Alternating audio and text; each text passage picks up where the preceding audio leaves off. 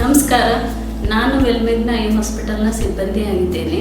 Operation ಆದಂಥ ಪೇಷಂಟ್ಸ್ಗೆ ಕಣ್ಣನ್ನು ಸ್ವಚ್ಛ ಮಾಡೋದಕ್ಕಿಂತ ಮುಂಚೆ, ಕಣ್ಣಿಗೆ ಹನಿ ಹಾಕೋದಕ್ಕಿಂತ ಮುಂಚೆ ತಮ್ಮ ಕೈಗಳನ್ನು ಹೇಗೆ ತೊಳೆದುಕೊಳ್ಳಬೇಕು ಎಂಬುದನ್ನು ಈ ವಿಡಿಯೋ ಮೂಲಕ ನಿಮಗೆ ತೋರಿಸುತ್ತೇನೆ.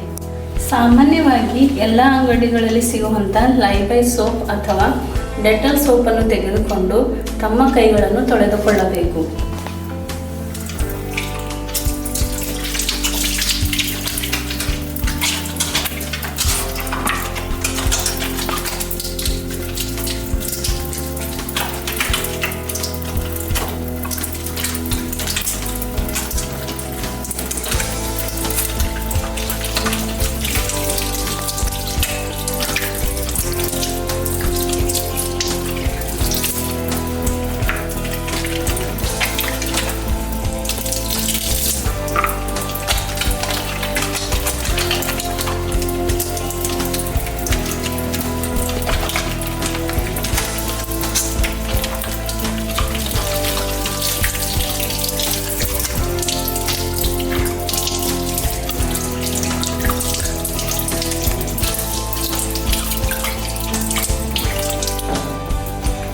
ಕೈ ತೊಳೆದ ನಂತರ ಕ್ಲೀನ್ ಆದ ಮತ್ತು ಒಣಗಿದ ಬಟ್ಟೆಯನ್ನು ತೆಗೆದುಕೊಂಡು ತಮ್ಮ ಕೈಗಳನ್ನು ಒರೆಸಿಕೊಳ್ಳಬೇಕು.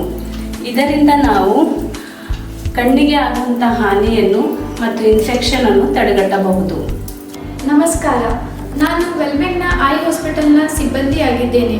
ಶಸ್ತ್ರಚಿಕಿತ್ಸೆ ಆದ ಮೇಲೆ ನಿಮ್ಮ ಕಣ್ಣುಗಳನ್ನು ಹೇಗೆ ಸ್ವಚ್ಛಗೊಳಿಸಬೇಕು ಮತ್ತು ಕಣ್ಣಿಗೆ ಹನಿಗಳನ್ನು ಹೇಗೆ ಹಾಕಿಕೊಳ್ಳಬೇಕೆಂಬುದನ್ನು ಈ ವಿಡಿಯೋ ಮುಖಾಂತರ ನಾನು ತೋರಿಸಿಕೊಡುತ್ತೇನೆ. ನೀವು ಈ ರೀತಿಯಾಗಿ ಮಾಡುವುದರಿಂದ ನಿಮ್ಮ ಕಣ್ಣಿಗೆ ಆಗುವ ಹಾನಿಗಳನ್ನು ಅಥವಾ ಇನ್ಫೆಕ್ಷನ್ ಅನ್ನು ತಡೆಗಟ್ಟಬಹುದು. ನಿಮ್ಮ ಮನೆಯಲ್ಲಿ ಇರುವಂತಹ ಈ ರೀತಿಯಾದ ಸ್ವಚ್ಛವಾದ ಬಟ್ಟಲನ್ನು ನಿಮ್ಮ ಕಣ್ಣನ್ನು ಸ್ವಚ್ಛಗೊಳಿಸುವುದಕ್ಕೆ ಉಪಯೋಗಿಸಬೇಕು. ಇಲ್ಲವಾದಲ್ಲಿ ಹೊಸದನ್ನು ಖರೀದಿ ಮಾಡಿ. ಮತ್ತು ಸ್ವಚ್ಛವಾದ ನೀರನ್ನು ಒಂದು ಸ್ವಚ್ಛವಾದ ಪಾತ್ರೆಗೆ ತೆಗೆದುಕೊಂಡು ಅದನ್ನು 10 ರಿಂದ 15 ನಿಮಿಷಗಳ ಕಾಲದವರೆಗೆ ಕುದಿಯುವುದಕ್ಕೆ ಬಿಡಿ. ನೀರು ಕುದ್ದಾದ ಮೇಲೆ ಅದನ್ನು ತಣ್ಣಗಾಗುವವರೆಗೂ ಕಾಯಿರಿ. ಆ ತಣ್ಣಗಾದ ನೀರನ್ನು ಈ ರೀತಿಯಾದ ಬಟ್ಟಲಿಗೆ ತೆಗೆದುಕೊಂಡು ಆ ನೀರನ್ನು ನಿಮ್ಮ ಕಣ್ಣನ್ನು ಸ್ವಚ್ಛಗೊಳಿಸುವುದಕ್ಕೆ ಉಪಯೋಗಿಸಬೇಕು. ಕಣ್ಣನ್ನು ಸ್ವಚ್ಛಗೊಳಿಸುವುದಕ್ಕೆ ಮನೆಯಲ್ಲಿ ಇರುವಂತಹ ಬಟ್ಟೆ ಅಂದರೆ ಹ್ಯಾಂಡ್ ಕರ್ಚೀಫ್ ಅಥವಾ ಟವಲ್ ಅನ್ನು ಯಾವುದೇ ಕಾರಣಕ್ಕೂ ಉಪಯೋಗಿಸಬಾರದು ಅಥವಾ ಕೈಯನ್ನು ಸರ್ಜರಿ ಆಗಿದ್ದ ಕಣ್ಣಿಗೆ ಮುಟ್ಟಬಾರದು. ಈ ರೀತಿಯಾದ ಸ್ವಚ್ಛವಾದ ಕಾಟನ್ ಅನ್ನು ನೀವು ನಿಮ್ಮ ಕಣ್ಣನ್ನು ಸ್ವಚ್ಛಗೊಳಿಸುವುದಕ್ಕೆ ಉಪಯೋಗಿಸಬೇಕು. ಈ ರೀತಿಯಾಗಿ ಸ್ವಲ್ಪ ಹತ್ತಿಯನ್ನು ತೆಗೆದುಕೊಂಡು ಕುದಿಸಿ ತಣ್ಣಗಾಗಿರುವ ನೀರಿನಲ್ಲಿ ಅದ್ದಿ ಸ್ವಲ್ಪ ಹಿಂಡಿರಿ. ಮೊದಲನೆಯದಾಗಿ ನಿಮ್ಮ ಪೇಷಂಟ್ಗೆ ಕಣ್ಣನ್ನು ಮುಚ್ಚಲಿಕ್ಕೆ ಹೇಳಿ. ಪೇಷಂಟ್ ಕಣ್ಣು ಮುಚ್ಚಿದಾದ ಮೇಲೆ ಮೊದಲನೆಯದಾಗಿ ಕಣ್ಣಿನ ರೆಪ್ಪೆ ಭಾಗವನ್ನು ಸ್ವಚ್ಛಗೊಳಿಸಿ. ಈ ರೀತಿಯಾಗಿ ಒಳಗಡೆಯಿಂದ ಹೊರಗಡೆವರೆಗೆ ಒಳ್ಳೆ ರೀತಿಯಿಂದ ಸ್ವಚ್ಛಗೊಳಿಸಿ. ಸ್ವಚ್ಛಗೊಳಿಸಿದ ಮೇಲೆ ಈ ಹತ್ತಿಯನ್ನು ಪುನಃ ಉಪಯೋಗಿಸಬಾರದು, ಅದನ್ನು ಬೀಸಾಡಿಬಿಡಿ. ಇನ್ನು ಸ್ವಲ್ಪ ಹತ್ತಿಯನ್ನು ತೆಗೆದುಕೊಂಡು ಕುದಿಸಿ ತಣ್ಣಗಾಗಿರುವ ನೀರಿನಲ್ಲಿ ಅದ್ದಿ ಹಿಂಡಿ. ಇವಾಗ ಎರಡನೆಯದಾಗಿ ಪೇಷಂಟ್ನ ಕಣ್ಣಿನ ರೆಪ್ಪೆಯ ಮೇಲ್ಭಾಗವನ್ನು ಈ ರೀತಿಯಾಗಿ ನಿಧಾನವಾಗಿ ಸ್ವಚ್ಛಗೊಳಿಸಿ. ಉಪಯೋಗಿಸಿದ ಹತ್ತಿಯನ್ನು ಪುನಃ ಉಪಯೋಗಿಸಬಾರದು, ಅದನ್ನು ಬೀಸಾಡಿಬಿಡಿ. ಇವಾಗ ಮೂರನೆಯದಾಗಿ ಕಣ್ಣಿನ ಕೆಳರೆಪ್ಪೆಯ ಭಾಗವನ್ನು ಸ್ವಚ್ಛಗೊಳಿಸಬೇಕು. ಈ ರೀತಿಯಾಗಿ ನಿಧಾನವಾಗಿ ಸ್ವಚ್ಛಗೊಳಿಸಿದ ನಂತರ ಉಪಯೋಗಿಸಿದ ಹತ್ತಿಯನ್ನು ಬೀಸಾಡಿಬಿಡಿ. ಮತ್ತೆ ತಿರುಗಿ ಇನ್ನು ಸ್ವಲ್ಪ ಹತ್ತಿಯನ್ನು ತೆಗೆದುಕೊಂಡು ಕುದಿಸಿ ತಣ್ಣಗಾಗಿರುವ ನೀರಿನಲ್ಲಿ ಅದ್ದಿ ಸ್ವಲ್ಪ ಹಿಂಡಿ. ಇವಾಗ ನಾಲ್ಕನೆಯದಾಗಿ ಕಣ್ಣಿನ ಹೊರವಲಯದ ಭಾಗವನ್ನು ಈ ರೀತಿಯಾಗಿ ಕ್ಲೀನ್ ಮಾಡಬೇಕು. ಮತ್ತೆ ಈ ಹತ್ತಿಯನ್ನು ಪುನಃ ಕಣ್ಣಿಗೆ ಉಪಯೋಗಿಸಬಾರದು, ಇದನ್ನು ಬೀಸಾಡಿಬಿಡಿ. ಈ ರೀತಿಯಾದ ಸ್ಟೆರೈಲ್ ವೈಪ್ಸ್ ನಿಮ್ಮ ಹತ್ತಿರ ಇರುವುದಾದರೆ ಅದನ್ನು ನೇರವಾಗಿ ನಿಮ್ಮ ಕಣ್ಣನ್ನು ಸ್ವಚ್ಛಗೊಳಿಸುವುದಕ್ಕೆ ಉಪಯೋಗಿಸಬೇಕು. ಅದನ್ನು ಪುನಃ ಕುದಿಸಿ ತಣ್ಣಗಾಗಿರುವ ನೀರಿನಲ್ಲಿ ಅದ್ದಿ ಉಪಯೋಗಿಸುವ ಅವಶ್ಯಕತೆ ಇಲ್ಲ. ಈ ರೀತಿಯಾದ ಸ್ಟೆರೈಲ್ ವೈಪ್ಸನ್ನು ಈ ರೀತಿಯಾಗಿ ಟೇರ್ ಮಾಡಿಕೊಂಡು ಆದಮೇಲೆ ಈ ರೀತಿಯಾದ ಸ್ಟೆರೈಲ್ ವೈಪ್ಸನ್ನು ನಿಮ್ಮ ಕಣ್ಣನ್ನು ಸ್ವಚ್ಛಗೊಳಿಸುವುದಕ್ಕೆ ಹೇಗೆ ಉಪಯೋಗಿಸಬೇಕೆಂಬುದನ್ನು ನಾನು ತೋರಿಸಿಕೊಡುತ್ತೇನೆ. ಮೊದಲನೆಯದಾಗಿ ಕಣ್ಣಿನ ರೆಪ್ಪೆ ಭಾಗವನ್ನು ಈ ರೀತಿಯಾಗಿ ಸ್ವಚ್ಛಗೊಳಿಸಿ. ಒಮ್ಮೆ ಉಪಯೋಗಿಸಿದ ಭಾಗವನ್ನು ಪುನಃ ಉಪಯೋಗಿಸುವಂತಿಲ್ಲ.